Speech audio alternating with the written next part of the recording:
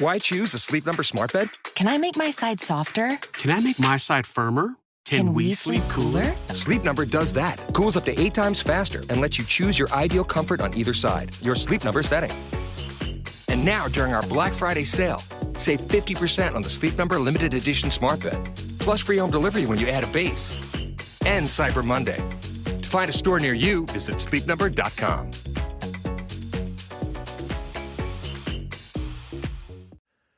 Hello, everybody, and welcome to this episode of Real Life, Real Crime, the podcast. As always, I'm your host, Woody Overton.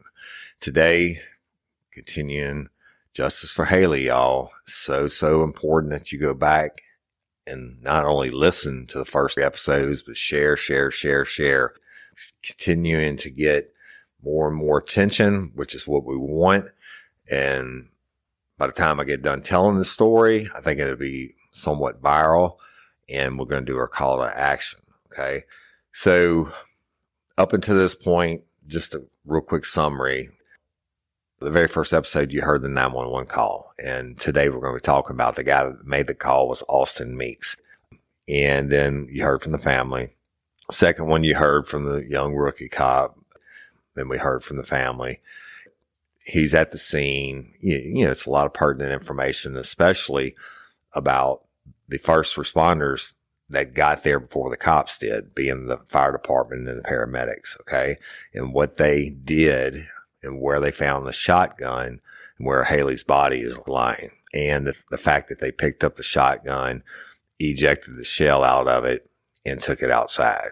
They said they did it because he was still in the room. Well, a lot of other things that could have been done, probably human reaction, I don't know, but I mean, it absolutely shouldn't have been done. They shouldn't have touched any weapon on the scene. They could have asked him to step outside. If he didn't step outside, been a different story, right? But the shotgun was found under clothes, y'all. The young cop on that first episode, they told him that, and he twisted it too. Oh, shotgun's found under her body. He's excited, fucking it up, what he's telling other people. Then the last episode, all the episodes, well, not, including the first one with the 911 call, you listen to Brooks Cleary on that 911 call, you know, being trying to sound hysterical and saying, "Wake up, baby." And he had told Austin Meeks he thought she had a seizure or fell and hit her head or something like that he didn't know. But what really sticks out for me at the one point in that calls, and he was like, "Come on, baby, wake up, baby." One time he said, "Come on, bitch, wake up." Right? Who says that? And the interaction with him on the stairwell, I played it for you numerous times. They had him sitting outside and they came up to detain him, and he's joking. You know, he's laughing. Can I get my shoes? And you have any weapons on you? No. You mind searching? No. Just not nonchalant, right? Not crying, not doing anything, not slurring his words, not fucked up. And when they asked, he says, "Can I get my shoes?" Fuck, it was cold. December 26th. I mean, if you watch the videos, which are up for Patreon and Convicts, you watch all the videos, all the stuff, obviously, that you can't see. But there's hours more content that's not on the podcast. But, you know, he's asked for his shoes, and they're like, "Okay, where are your shoes?" He's like, "Well, they're inside." And they're like, "Well, yeah, obviously they're inside." They're inside to the left. And then when he's in the car, he finally, the first couple times he doesn't do it, and like when the interactions with him when he's in the car, when the Officer Thomas pulls up he asks him, "Hey, you got a driver's license photo? Or do you have a Georgia driver's license?" "Yeah." Name, date of birth, gets it. "Do you have a Georgia driver's license?" "Yeah." And he pulled up, and he can see the video screen. When he pulls up, he looked at it and he's laughing. "Ha ha, my hair was messed up in that picture, wasn't it?" Something to that effect. What the fuck, bro? Your fiance, the love of your life, and at this point, you hadn't asked a word about her yet. Yeah, is she okay? And he does And later on, when they come back to loosen up the cuffs, you hear him say, well, what about Hailey? Is she okay? Before that, he was like, well, what are y'all doing up there? They're like, well, we're waiting on the detectives. And even when he asked for some water, they said, Thomas says, are you okay? And he's like, yeah, I'm thirsty though. Can you give me some water? And I mean, motherfucker, your fiance is dead. The other thing he kept saying was, I called y'all. Guess what? He didn't call him. He went downstairs. And I'm going to talk about that in a second after I play you this first audio clip. Everybody. Yeah, you hear the cops saying, and I'm sorry, Miss Barber, you're going to hear this again. You hear the cops saying, oh my God, that's the most intact human brain I've ever seen. Her whole brain is out of her head, right? And the other one said the back of her head was gone. But the problem with that is, y'all, if you could see the video, it's obvious. She was shot. She was laying on the couch with her head facing away from the door. The brain, for the lack of, I can't sugarcoat it, that her brain is on the floor behind the couch and it's all over the wall and everything else, but her body is as far away from the couch as you can get without hitting the fucking front door, facing the opposite direction, and the shotgun is underneath the clothes underneath her. Okay? Your whole brain doesn't come out and end up on the floor and everything's all that blowback's all over the wall and everything. And again, Patreon and Convicts, the photos are up for y'all in the videos, that you don't do that. And then with no brain inside your skull, you get up and you move yourself across the room and you lay down, face the door, and you're carrying a shotgun. Doesn't happen. All right? Doesn't happen. And then one point in the car, Brooks was like, well, I mean, I don't know what y'all were doing here. It wasn't anything but a little argument tonight. No, bitch, it was a lot more than that. And again, my professional opinion, I didn't hear him slurring his words. I didn't hear him, high or anything like that. So what I want to do is play this first audio. These are going to be a lot better. You won't hear a lot of the cops' radios going off and all that stuff, which I'm used to, but I know it's harder for y'all to hear on the past episodes.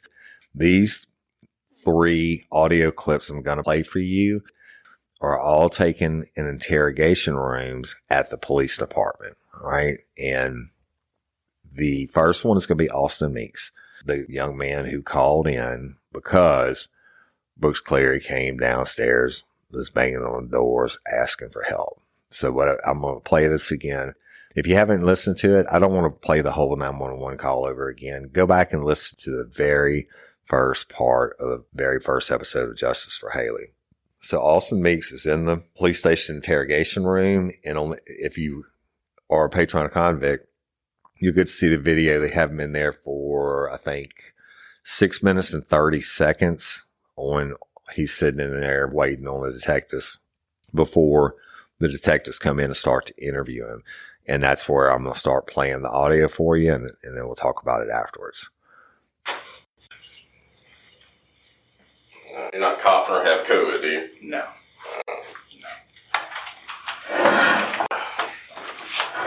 Alright. We introduced ourselves outside, but Detective Nudes is my sergeant, sir. Officer.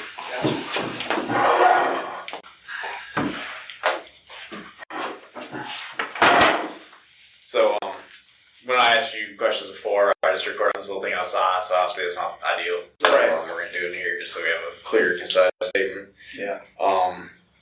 Just first off, can you tell me your name again? Austin Meeks. Oh my gosh, sorry. No, you're good, man. Meeks. Are you a student? Yes. Are they students? I have no idea. I'm private. I don't really interact with the other residents. Okay. Well, for obvious reasons. And it's not the first time the police have been out there for domestic disturbances or whatever. At their location? Yeah, at Campus Edge. I mean, for them specifically, or just... As far as I know, not them specifically, just other people in the area. I see, okay. It seems to be kind of a problem area. I don't know why. Are most of the people at that complex students? I know I know at least four. I know 4 students who live there. But other than that, I couldn't tell you. Okay. First name Austin, A-U-S-T-I-N. What's your date of birth? April 29th, 2001. And what is a good phone number for you? 770. All right. How long you been living at that apartment? It's been a year and a half now, I think. Okay, same apartment, directly underneath. How often do you hear arguing or anything going on up there? From them, you can bet on it once every 2 months. There'll be one big, huge fight, and everyone will hear it. Okay. And they've been there the whole time you've lived there? Yes. I remember a few months ago, just hearing doors slamming, somebody yelling about cheating, and then I could hear tires squealing out of the parking lot. Like, when they do, I don't know how often they actually fight, but I know when they do fight, it seems like it's pretty bad. Do you hear anything past verbal, any, like, things being thrown around, the walls, besides the door slamming? I heard a loud bang. I don't know if that was her falling over, if that was a gunshot or a plate being thrown or something. All I remember is I heard a loud bang, and then like a few minutes later he was knocking at my door telling me that she was having a stroke. How long? Can you give me a guesstimate, the time frame between the bang and the knocking on your door? I would say about 5 to 10 minutes.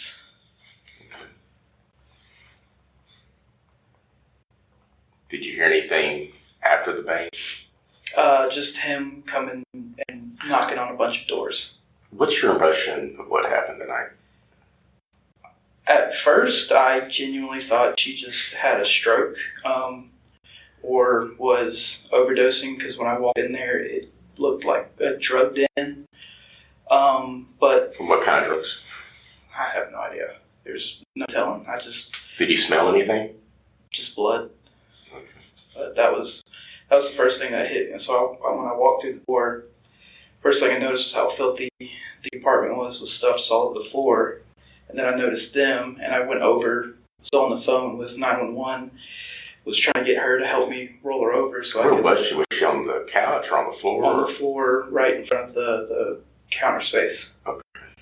And I got him to help me roll her over so that I could try and perform CPR, and I noticed there was blood all over her hands, and I noticed I had blood on my hands, and then the smell hit me, and I kind of stood up and like backed out, kind of zoned out or zoomed out for a second, and noticed a huge splatter of blood on the wall, and realized that it might not be a good idea to stay in that apartment. So did you see any weapons? I didn't until I saw the fire department pull out a shotgun and unload it. But that's the only weapon I saw, and that was after they got there. What was he saying? When y'all were... He was saying that she was having a stroke. He just kept repeating that, and when I got up there, he just kept saying breathe, and he either said breathe, or he would alternate and say hold your breath. I don't know why he chose hold your breath, but he kept alternating between the two. And then a few minutes later, after I was starting to walk out the door because I was not comfortable in there, I heard him say that it felt like her head was caved in. It's like, I don't. And he just kind of looked at me. Did you know she was deceased at that time when you started? I without a doubt. Like when he rolled her over, her eyes were open and glazed over, and it looked like there was blood coming out of her nose and her mouth. And that's, when I noticed that was when I was going to perform CPR, and I was, at that point, I was like, well, with that all that happening, there's no way CPR is going to help her at this point. So were you home all day? I got home at about 3 o'clock. I came back because I'd gotten a text about pipes. Some pipes had been bursting around some of the apartments from the cold. Uh-huh. So I came home to make sure I had my faucets dripping and spent the whole day just holed up in my apartment. You were awake the whole time? You heard any arguing before? About 8 o'clock, I would say, probably, was when first time I heard people running up and down the stairs. And then after that, it was pretty quiet, and then it picked back up again at about 10 o'clock. About 10? Yeah. Okay. Do you hear anything they were saying to each other? I didn't hear what they were saying, except at, right before, or right around, I would say probably 10:15, 10:20, I heard someone say something about cheating, and then that was it. Man's voice or girl's voice? I couldn't tell, it was too muffled. So when you say you rolled him over, when you came in there, he had her head on his lap, correct? Was she face down? She was face down. Okay, and the angle he had her at, you couldn't see any kind of injury to her face or anything? Mm-hmm. And then you rolled over for CPR, so you rolled her onto her back? Mm-hmm. Okay. You mentioned to me outside that he was kind of doing something with her head. Can you just re-explain that? Yeah, when I walked in there and I could tell he noticed I was there and talking to someone on the phone, it kind of just looked like he was trying to cover her head with his hands. Almost like he was trying to hide something. Okay, you mean just covering it from you, or angling her head in a certain way? Covering it from me, honestly, is what it looked like. Hey y'all, it's fall, my favorite time of year. I love hunting, traveling to see my grandbaby, or go to Wisconsin and spending a precious time with friends and family. I'm so excited to ditch my shorts and flip-flops and upgrade to cozy sweaters and warm leather jackets from Quince. Quince offers affordable, high-quality essentials for any wardrobe that includes seasonal must-haves like Mongolian cashmere sweaters from $60 and comfortable pants for any occasion. Quince only works with factories that use safe, ethical, and responsible manufacturing practices, along with premium fabrics and finishes. And they partner with them directly, cutting out the cost of the middleman and passing the savings to you. That means Quince items are priced 50 to 80% less than similar brands, so you can update your look without breaking the bank. Shopping with Quince is fun and easy. I don't like to shop. That's my wife Cindy's job. But when it comes to picking out my new fall wardrobe additions from Quince, I had to be part of the decision making, and it was so easy. I got the fisherman sweater in alabaster, and I even chose the Mongolian cashmere joggers. They are soft and comfortable. The prices are great, and the quality is even better. I would put any of my new additions up against any luxury brand out there. Upgrade your wardrobe with pieces made to last with Quince. Go to quince.com/RLRC for free shipping on your order and the 365-day returns. That's QUINCE.com/RLRC to get free shipping and 365 days returns. Go to quince.com/RLRC. Spark something uncommon this holiday with just the right gift from Uncommon Goods. If you haven't finished your holiday shopping yet, don't panic. We've got a secret source for incredible original gifts, and that's Uncommon Goods. They've got unique, hand-picked gifts for everyone on your list, all in one spot. Gifts that spark joy, wonder, delight, and that it's exactly what I wanted feeling. And somehow they know exactly the perfect gifts for every single person you know. So skip the gifts that scream last minute and find something truly original at uncommongoods.com.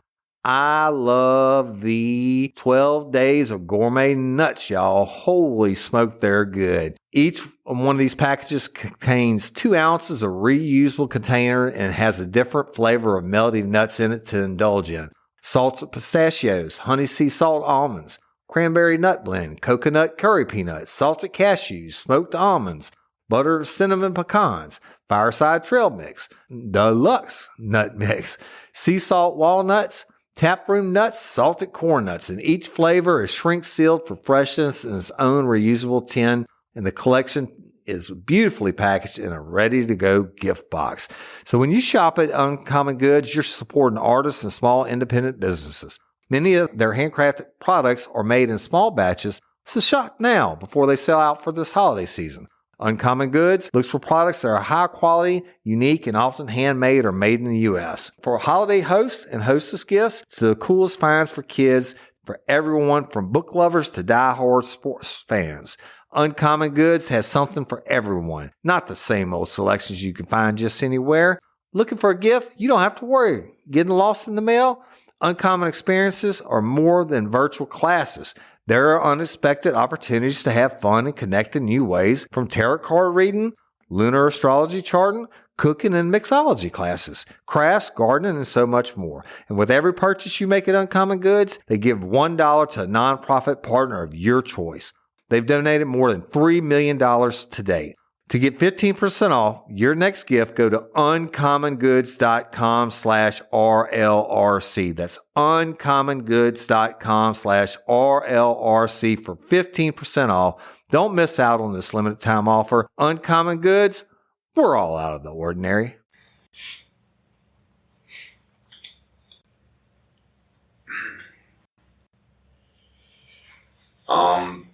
You mentioned that you heard arguing about cheating before too, right? Mm-hmm. So it's like, sounds like it might be a recurring argument they had. Definitely. Okay. What was his, how was he acting? Like, was he, just explain his, like, emotions? Yes. When he knocked on my door, he was frantic, just completely terrified, trying to get help for her. And when I went up there, he was still frantic, but he kept, like, the longer I was on the phone with 911, he seemed to kind of calm down, and, like, it kind of seemed like he, I don't know how to describe it. He just calmed down and went from being crazy and just freaking out to just looking me in the eyes and going, her head feels like it's caved in. Just completely monotone, like, just, I don't know how to describe it beyond that. Okay.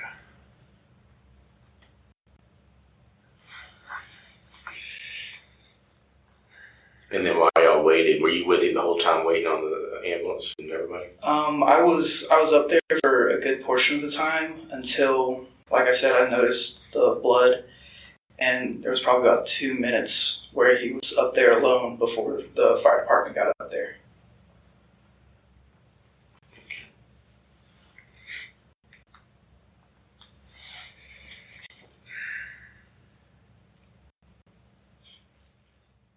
Anything else you think might help us out, or that stuck out to you that was weird? Anything in particular?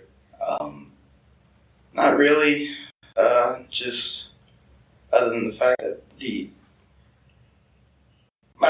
I had told you earlier, it kind of seemed like he had almost, the way I described it to you earlier outside was, it seemed like he had almost like on a TV show where someone snaps, does something drastic, and then kind of come back to reality, and that's the only other thing I could think of to tell y'all.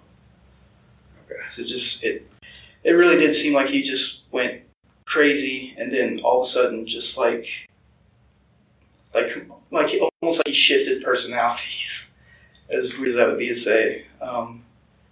It just kind of seemed like somebody else was in control after I got up there. Okay. So you said it was 5 to 10 minutes, you think? It was a good period of time? I think so.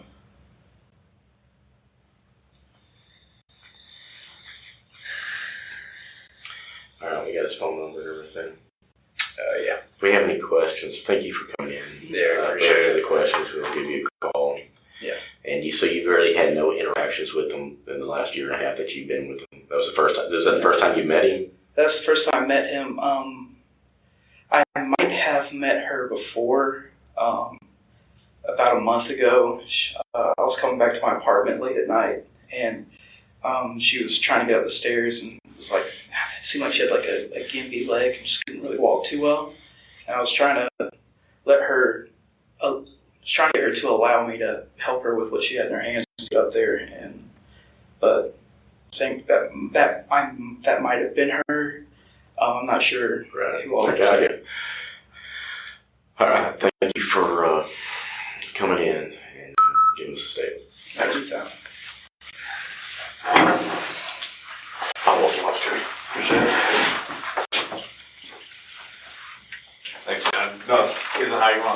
this week? Well, I mean, better than me than anybody else.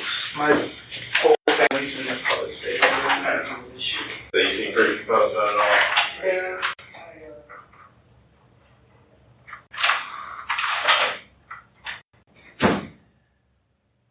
You heard Austin Meeks tell the detectives that, yes, he had heard them arguing before, not just that day, but, numerous times in the past and what have you, and they were pretty serious arguments.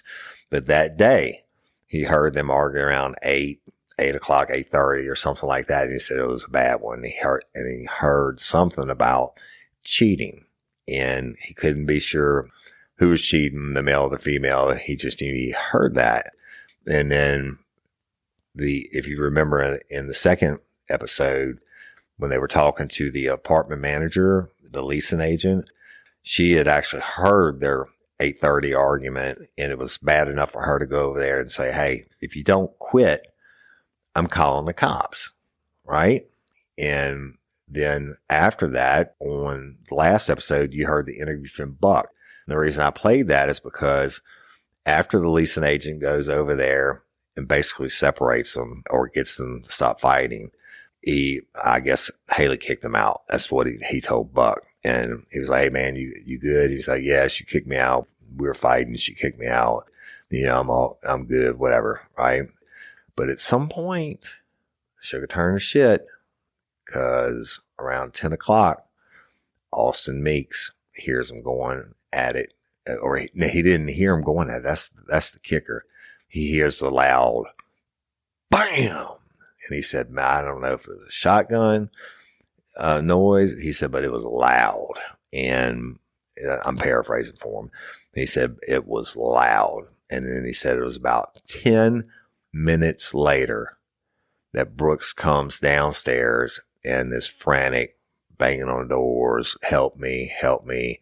My fiance fell, or she had a seizure, whatever all he was saying. Help me, help me. And Austin Meeks, being the good dude that he is, goes, not only he knows CPR, he's thinking, well, she just fell and hit her head. I can go up here and help.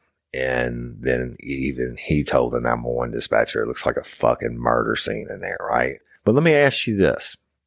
I know the answer to it, but there's a couple questions I want to ask you. One, why is it 10 to 15 minutes later after the loud bang that Meeks hears that Cleary finally comes downstairs and is banging on the other doors and asking for someone to call 911?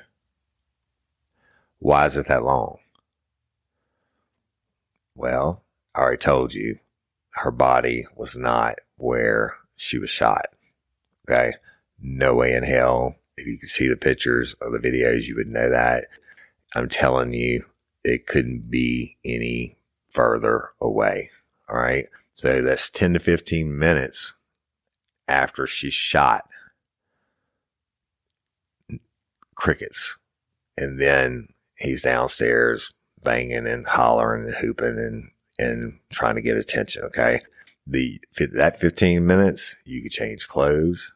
That 15 minutes, you could do anything, right? Move a shotgun, put it under some clothes, move her body. Is that your, oh, my sugar's turned to shit moment? And what the fuck am I going to do? Well, only Brooks, Cleary, and God know that for sure, right? But there was way more than probable cause as to what he did. Now, and we'll get into it later on, I do not believe the clothes that he had on when they detained him, because they only had a small amount of blood on him. I don't believe that's the same clothes that he had on earlier.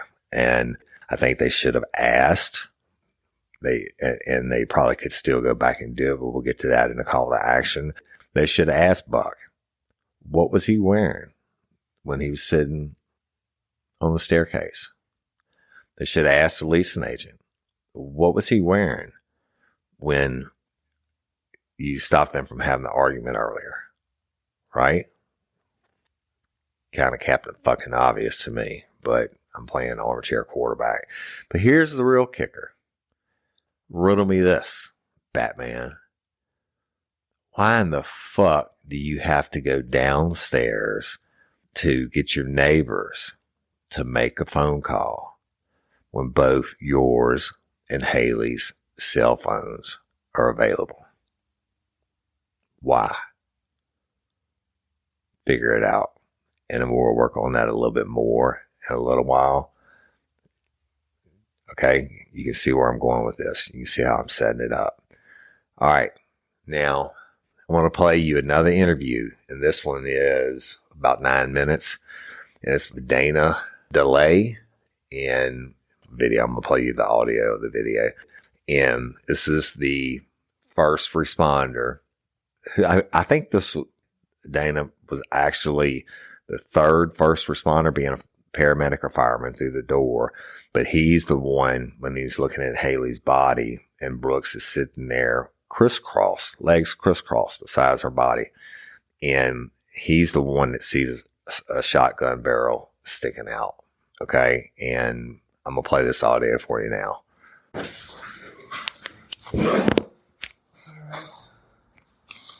Just getting everybody's names so I don't mess anything up. What's yours? Dane. Facebook. Dane. Okay. And your last name? Daly. Daley. Okay. And your birthday? June 6th. Let's see here. 1995. Young. Little boy. And what's your cell phone? 678. Okay. Can you just tell us what you remember from maybe when you were headed to the call, what type of call it was, that kind of thing? So I was dispatched as like a stroke patient, and then we got in the engine, and as we were driving towards the call, we were getting updates from dispatch on the computer, and it was pretty much just, it got worse. It was just like, okay, she fell and hit her head, and her face is caved in, is what those was reading off. And then when we got there, we had all gotten out, got all our medical equipment, headed up to the top floor. And then walking in, I was like the second to last one, I believe, or third to last. So it was Shane Silva was the first one. He walked in first, and it was Tucker, or not Tucker, but Kniff, and then Seedorf, and then Lieutenant Bernard, and then myself, and then Tucker. But Silva had removed the guy who was sitting next to her. He had picked him up and like walked him to the back corner of the room, to the living room. Pretty much because of what we had seen when we first walked in. There was a lot of blood splattered on the wall. So it didn't look like, obviously it wasn't a stroke patient at that point. We had assumed it was something else. And so we just picked him up, removed him. And then Kniff had taken medical control, I guess you would want to say, of the situation. Pretty much like, hey, get vitals, stuff like that, because she was laying on her left side, I guess. And then Seedorf was the firefighter, so she was getting all the stuff. She stepped to the left of the woman that was laying on the floor. And then our lieutenant had realized what was going on when he had walked in, and so he had taken a step back outside, and then that's when I had walked in. And I was standing at her head, but offset to the right a little bit, while everyone was doing the thing. And I had looked down at my feet for a second, just kind of taking everything in. And that's when I had seen the shotgun. It was underneath. So you were the first one to notice the shotgun? Yeah. It was underneath, by her back, underneath clothes. Okay. So I'd only seen like the barrel of it. And so I thought it was like a BB gun or something like that at first. So I just like took the clothes off, and then I saw that it was an actual shotgun. So you took the clothes off? I had removed some clothes because it was covered for the most part. The shotgun? Yeah, okay. Yeah. So the shotgun was covered with clothes, and I could only see the barrel. And so when I saw the barrel, I thought, BB gun maybe. So I took some of the clothes off, and then I saw it was. Did you move them or just push them back? Push them back. So it was like, just like that. So I could see more of what it was. And so I saw it was a shotgun, so I picked it up and then handed it back to Tucker. And so he removed it from. Did you wear your gloves on or were your gloves up? They were on. So you had gloves on? Yeah. Okay. So I handed it to him. He cleared it and put it outside on the balcony area, right outside the door.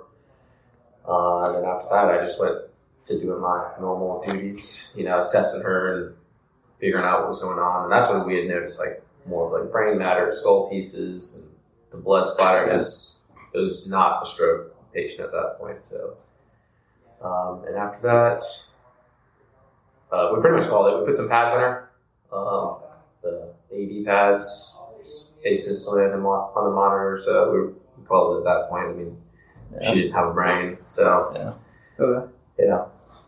And then cop showed him. What was, can you describe his demeanor? Oh, yeah, he was very weird. He wasn't really crying. He just kept saying when we walked in, she fell. Like, that's all he was saying when we first walked in. So when we picked him up or when Silva picked him up to move him to the back corner, he was very, like hands up, very weird, like, attitude, I guess. So you're holding your hands up. This is up on audio recording. So you're describe it, hands up like a surrender position? Yes, yeah. So like, hey, like, don't hurt me kind of thing. Like, he's surrendering pretty much. It was weird. It was a very weird. Yeah, and that's as he's walking to the corner when you guys told him. Yeah, when we told him to like, hey, you need to step back. Like, you need to go over here. And when I found the shotgun is when we removed him from the apartment. So they were like, hey, there's a weapon. We need to get him out. So you grabbed the shotgun and you did what with it? Handed it back to Dawson Tucker because he was behind me still. And I was like, hey, there's a shotgun. And I handed it back to him. He's like, oh, okay. And he took it outside, cleared it, and set it to the side. And then once I did that is when our lieutenant was like, hey, he needs to get out. Like, he needs to be detained pretty much and put in a corner somewhere outside. So we did that. Do you remember how you picked up the shotgun? Like, what part you grabbed? So I grabbed... So it was barrels facing the door, the entryway door. And so I just grabbed right below where the barrel was, where, you could cock it back. I grabbed right there, picked it up, and then handed it back. Kind of the middle, toward close to the middle? Yeah, it's in the middle of the shotgun. Yeah. Okay. Yeah, I just picked it up, barrel up, handed it to Dawson behind me. But yeah, his attitude was very, very surrenderish. He wasn't crying. He just kept saying she fell. It was almost like he was in a state of shock a little bit. But, and then when he was outside, he didn't, there was no remorse, there was no crying. He actually laughed a little bit, which is a little weird to us, but yeah. Remember the context of him laughing? Like, if something was said or done, or you just remember it was, I think they said something about his shoes. It was cold outside, and they're like, "Where do you have any shoes?" And I think he laughed about that. Okay. I just remember hearing him laugh, seeing him laugh. Okay. And you said when you first walked in, the first thing you remember is that he's being escorted to the corner? Or? Yes. Okay. Yeah. So he was next to her, like just sitting there crying a little bit. You remember where he was at when he first walked in? Yeah, he was on her back. So like by her like butt area, just like kind of leaning over her. Okay. He was kind of leaning over her? Yeah. So you just said he was crying. It was... or when you first walked in, or what can you describe that a little bit better? Like he was just like over her, just like, oh, she fell, like in a weird pouty way. It wasn't like he was crying, but he was pouting a little bit. Okay. Hey, ladies, are you feeling overwhelmed by hormonal changes? Well, you're definitely not alone.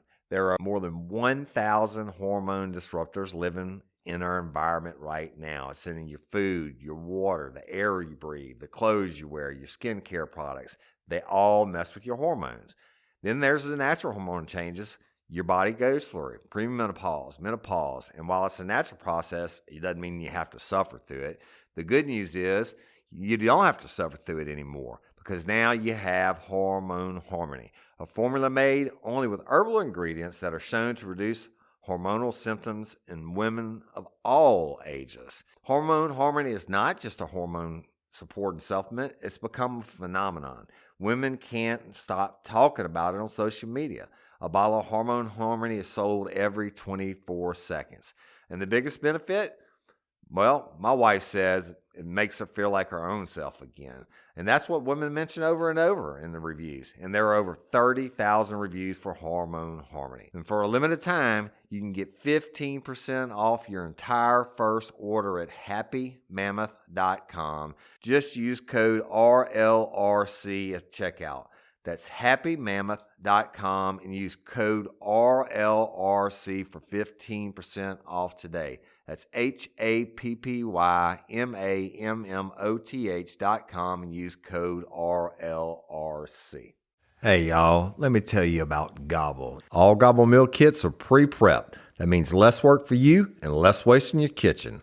Their meal kits include everything you need so you can save time at the store or just skip that trip entirely. I got the box in and I had 3 different meals. I had a Kung Pao chicken, crispy fish tacos, and a beef bourguignon, however you say it. But let me tell you about the classic beef bourguignon. Look, it came with beef pot roast and a beef broth concentrate, red wine demi-glaze, cremini mushrooms, cipollone onions, mashed potatoes, baby carrots, and rosemary thyme butter. It was so easy to make. Literally like 15 minutes it took Cindy. And let me tell you something, all the dishes were fire, but this thing was like a taste explosion in my mouth. It's just unreal.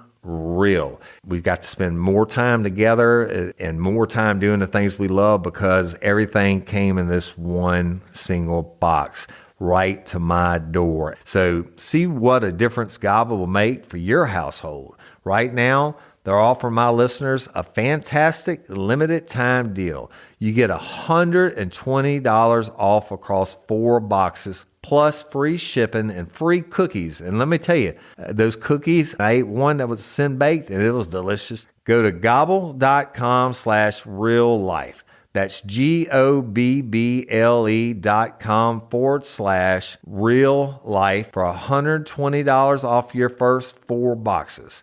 This offer is not available on the home site, so don't miss out. This is genius. It's taste explosions in your mouth like you never had. Like, no, actually, I didn't see any physical tears coming out of him. He was just kind of like pouting. And so he's sitting near her back, he said, and I guess when you would later see the shotgun, where would the shotgun have been in relation to him and her when you first walked in? Even though you didn't see he it. had to have been sitting on it. He was like sitting on top of it, essentially? Yeah. Okay. So it was right next to her, like on her backside, because she was on her left side laying down, head towards the door. Okay. And so that shotgun was like... It was right behind her. Right behind her. And how was the shotgun positioned? Do you remember, like, the butt and the barrel? So the stock of it was like this. The choke is on this side. So like pretty much the bottom half of the gun is facing towards her back, and then the top was towards the wall. The best way I can explain that. Sure. And like I said, the barrel was facing the door, so it was facing towards us when we walked in. And yeah, it was underneath clothes. I had to push the clothes back a little bit just to see and identify it a little bit better, because I just looked down and was like, oh, that's not supposed to be here. Yeah. Okay. All right. Anything else? Yes, sir. I appreciate it. Okay, so what'd you hear? It isn't what young buck cop said, and how does a shotgun get in that position? Remember, not all her organs, but her brain and all that is on the other side of the room. It's just, the video evidence is irrefutable to where she was when she was shot, to where she was when they got there. And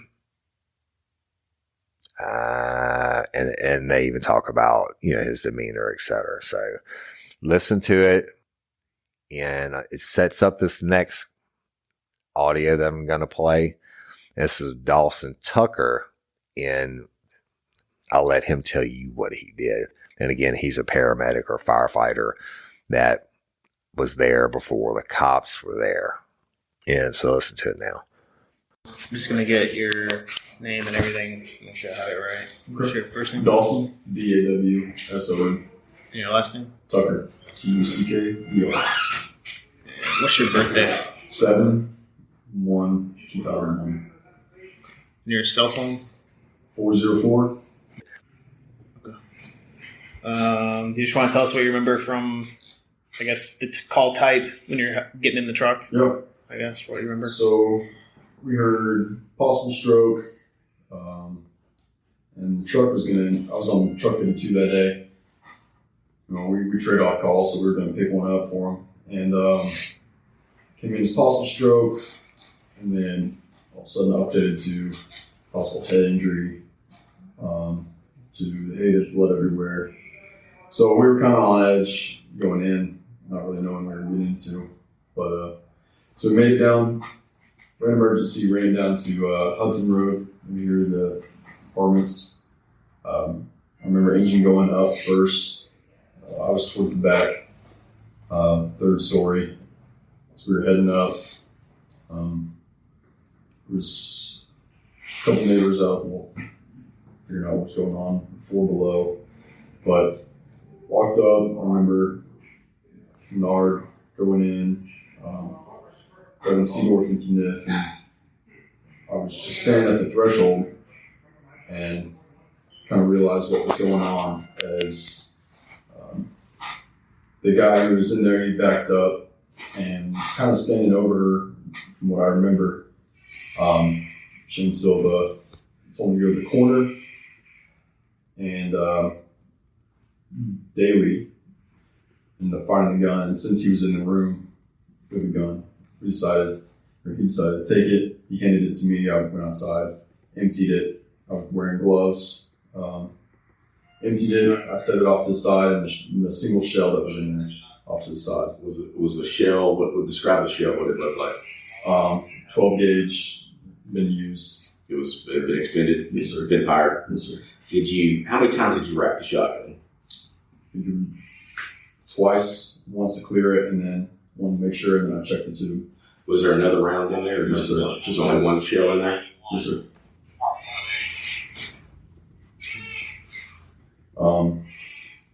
After that, after putting the shotgun off to the side, walked back to the threshold. At that point, I think they were putting pads on her at one point. I think it was just before Menard realized it was obvious cease. So I remember Shane grabbed the guy, told me to come with him. We took him to the landing right below, and we sat there with him. There's a second floor, because so you're on the third floor, right? Right. So what's half? You know, down the second floor. Between. Yeah. So landing right between. We had him sit down there. To me, he was acting very strange. I didn't know exactly what manner he was asking. Hey, I'm okay out here. You probably need to go check on her. Just make sure everything's okay with her. Remember putting on his shoes. He made a joke about his shoes didn't fit or something like that. But other than that, he really didn't talk to us much. Remember him pulling out a vape. Did he smoke the vape? He did.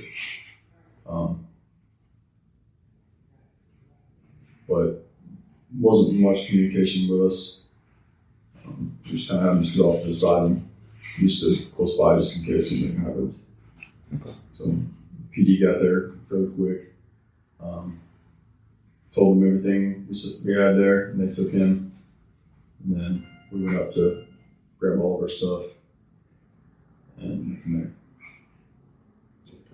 So when you first stood in the doorway, the first thing you remember is that the male was standing next to the girl on the ground. Is that right? Or from what I remember, he was standing on the backside. So, and I had only seen her at this point, and then I looked up and saw the wall. Paint a picture as far as how long do you think? Did you go very far into the room? Not super far, no, sir. Okay, so by the time you got up to the threshold of the front door, Mm-hmm. and then y'all, I mean, how was it minutes, seconds? I'm sure it's just seconds. They went over, the engine went over, and says her not looking up the. So what truck were you on? Truck 52. Okay, and there was a ladder truck, and what those two vehicles? Yeah, so engine 52 and truck 52 responded. Okay, trucks, the ladder truck. Yes, sir. Truck 52. Okay, so 6 personnel. All right. So how many people were in the room together? I believe, let's say 4.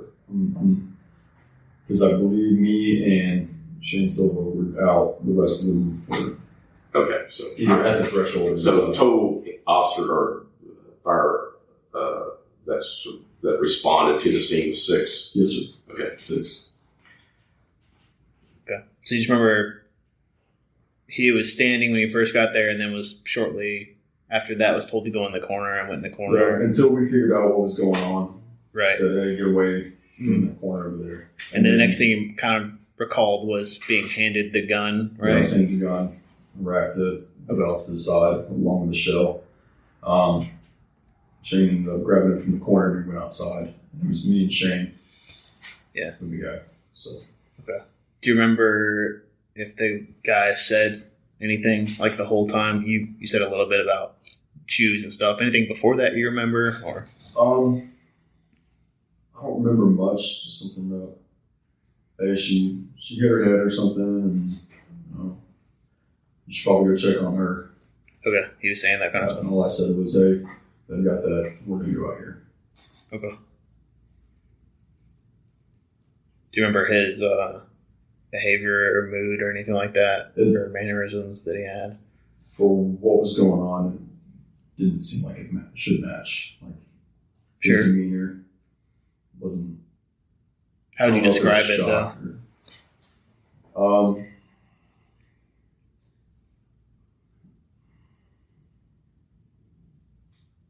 It didn't seem like he was overly concerned for what was going on. Okay.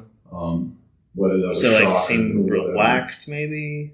A little bit relaxed. He was very compliant with us. Mm-hmm. I didn't know if there was alcohol involved or something like that. He did seem like slightly slurred. Okay. I'm not 100% sure. Yeah, I don't know sure. if that's normal for him or not. Yeah. Okay.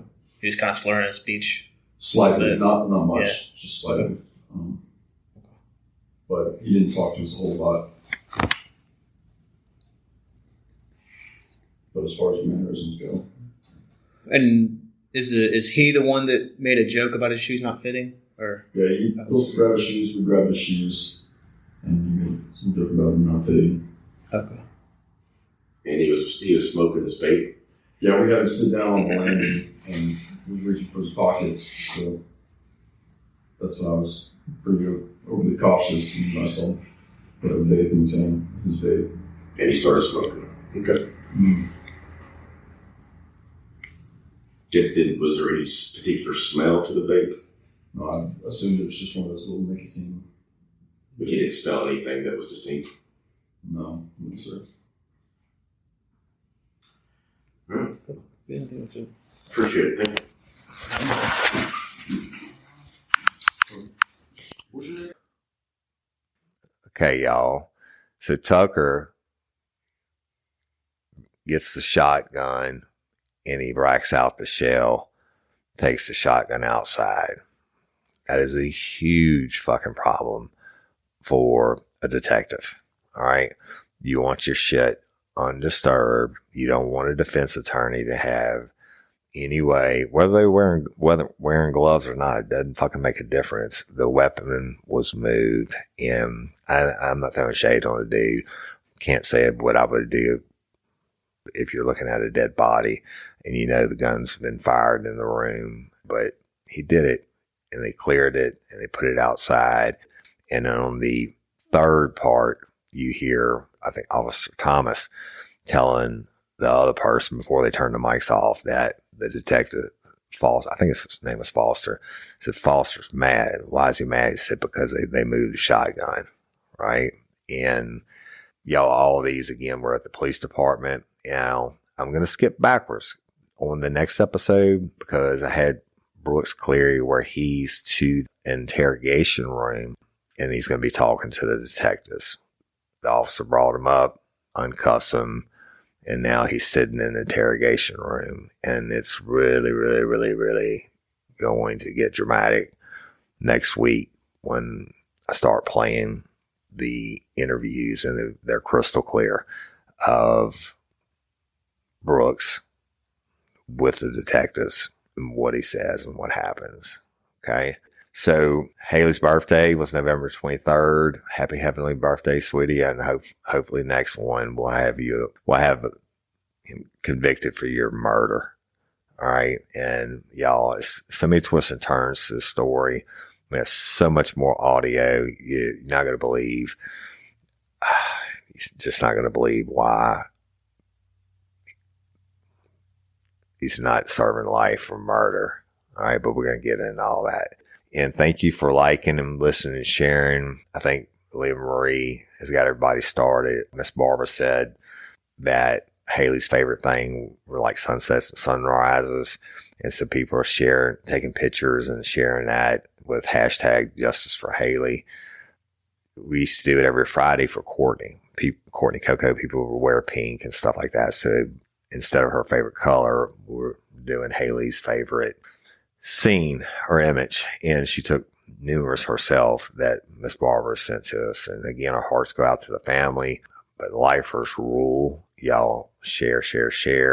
And we're going to do the call to action when we get done. And let's get it done. All right. Hailey deserves justice. Hashtag Justice for Hailey. And I'm Woody Overton, your host of Real Life, Real Crime, the podcast. And until next time or ever, don't let me catch you down on Murder Bayou. Peace.